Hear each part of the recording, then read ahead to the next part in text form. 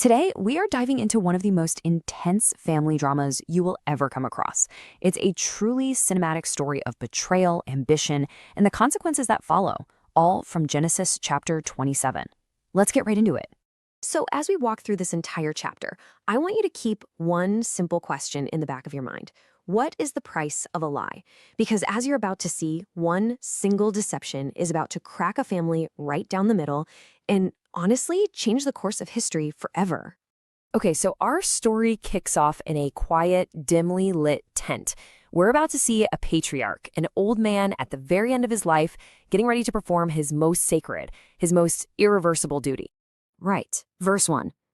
The scene is set. Just picture a close-up on Isaac's eyes. They're clouded over, kind of milky, and he just can't see anymore.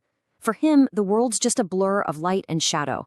Then, in verse 2, he calls for his son, Esau. You can almost hear the dry whisper in his voice, right? This is a man who can feel his own life fading away. Okay, so in verses 3 and 4, Isaac gives his big command. Imagine Esau, this strong, rugged guy, and his hand just instinctively goes to the familiar weight of his bow. Isaac wants one last taste of his favorite meal before giving this massive patriarchal blessing. Now, you gotta understand, this blessing isn't just a, hey, good luck, son. In this culture, it was a binding, spiritual inheritance. It was a prophetic declaration that was believed to set a child's destiny in stone, and once it was given, it could not be taken back. But here's the twist. Isaac and Esau, they weren't alone. Somebody else was listening from the shadows, and a secret, incredibly audacious plan was just about to be set in motion. Verse 5. Picture this. Rebekah, Isaac's wife, hidden by a heavy tent flap. Her face is in shadow, but you can just imagine her eyes, sharp and calculating, as she hears every single word. Then, verses 6 through 8, she springs into action. Imagine her grabbing her favorite son Jacob by the arm. Her grip is tight, her voice is this intense, urgent whisper, just commanding him to obey her. And just like that, the conspiracy has begun. So in verses 9 and 10, Rebekah lays out her whole plan. Forget the hunt. She's about to create a culinary forgery. Picture two perfect little goats being led from the flock, completely clueless about the role they're about to play. Then, visualize Rebekah's hands, already working with speed and purpose, whipping up a meal that's designed to fool her husband and steal a destiny. But, in verse 11, Jacob immediately points out the huge, critical flaw in this plan. Imagine him looking down at his own smooth arm, probably with a bead of sweat on his brow. He says, "Look, Esau, my brother, is a hairy man, and I am a smooth-skinned man. Their father might be blind, but he isn't numb.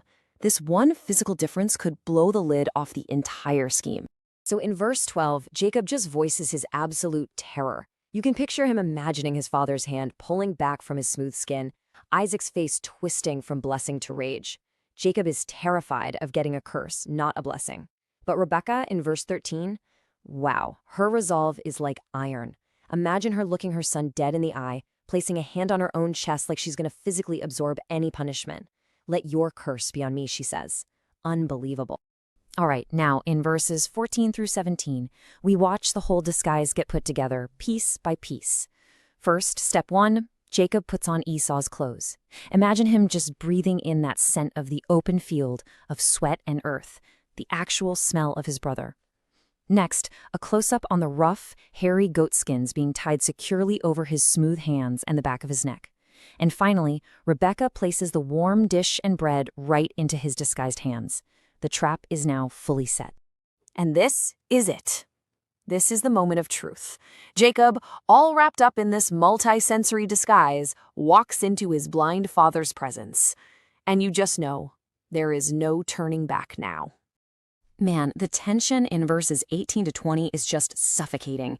Jacob walks into that dim tent, his heart is pounding, and he says, "My father." Then comes the first lie, and you can just imagine the words feeling foreign and heavy in his mouth. "I am Esau, your firstborn." But Isaac, he's immediately suspicious. His hunter son backs so fast, picture his head tilting, his brow furrowed, as his sharp question just cuts right through the air. And now we get to the field test in verses 21 to 23. Isaac tells him, "Come closer." Imagine this in slow motion, his frail, wrinkled hand moving up Jacob's arm, feeling that coarse goat skin. And then he says what might be the most chilling line in the whole chapter.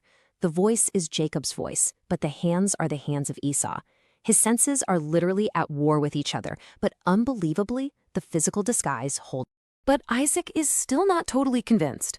In verse 24, he asks one last time, point blank, "Are you really my son Esau?"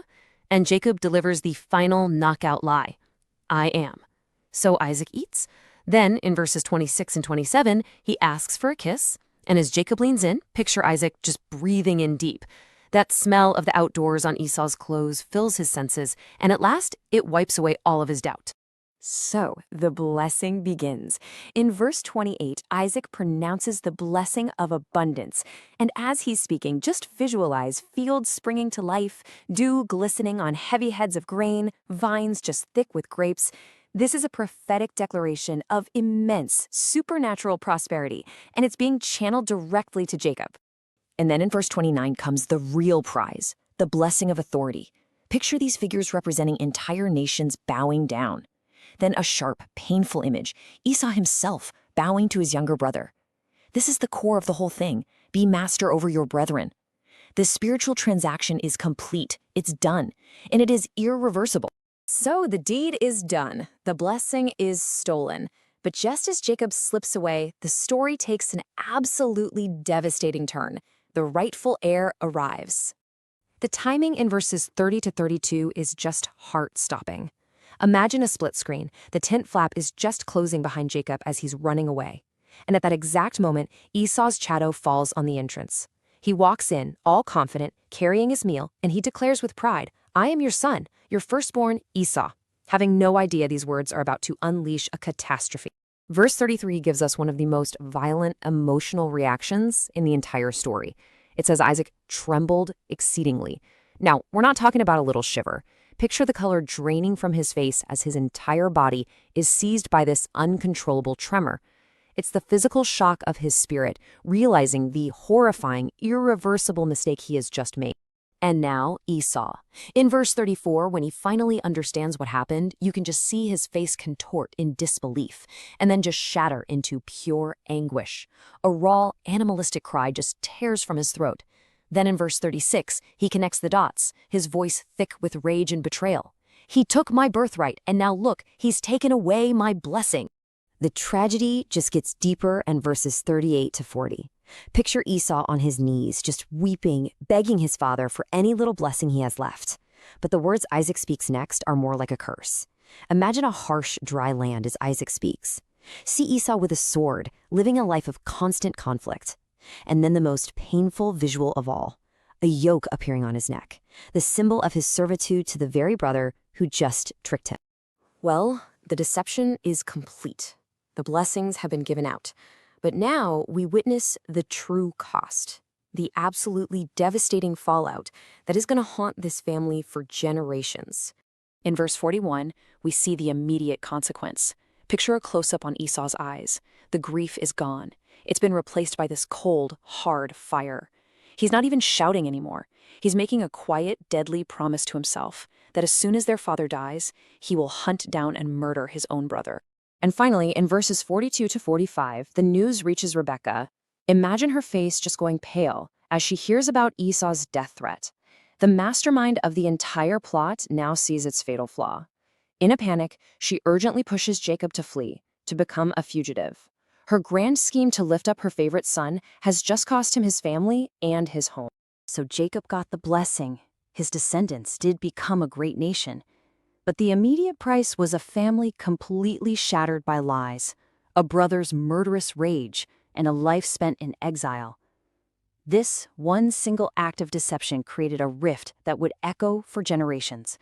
Which brings us all the way back to our original question, was it worth it?